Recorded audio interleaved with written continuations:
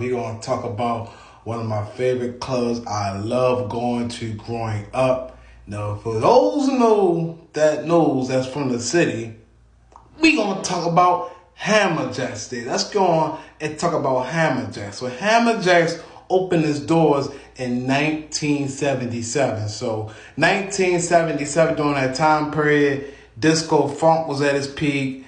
You had rock punk, far as like Kiss and Guns N' Roses, so many different groups that was coming to rise to prominence. So at first, Hammerjacks started off as a rock club, because truth be told, that was a thing back in the day. Everybody was checking for the rock music, the funk, pop, rock, funk, however you want to call it, which was a beautiful era in that time period in the mid to late 70s. So Hammerjacks made its way through the door.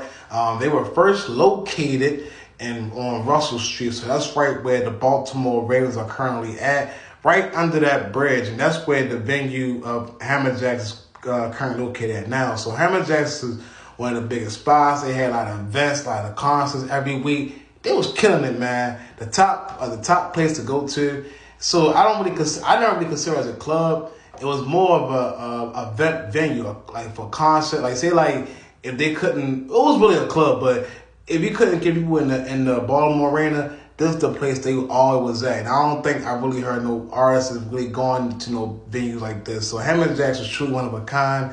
As time went on, they kind of phased away from the rock era on to the 80s, and we had groups coming in as far as like Rap DMC, Grandmaster Flash, we got Cool Mo D, and they also visited this place in the 80s. I got so many stories from the older crowd telling me how much of a good time they had and how much love we showed the artists back in the day. So, and the rock music was kind of phasing out, so they kind of left the rock scene, and hip hop is what really changed Hammerjacks. And I ain't gonna lie, I mean, hip hop is a great music, we all know, but it's like that low key was a downfall of Hammerjacks. So many fights, so many situations.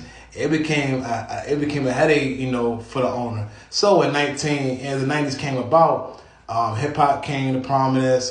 Shout out to Wu-Tang Clan, they came here. Notorious B.I.G. got a horrible story. I'm gonna do that next video when Notorious B.I.G. came to Baltimore and hated it. But we opened up a lot of doors for these artists, man. A lot of them got their foot in the door, coming to Hammerjacks. And the big names I noticed the most was, people love seeing DMX. DMX is already here coming to the Hammerjacks back in the day. So this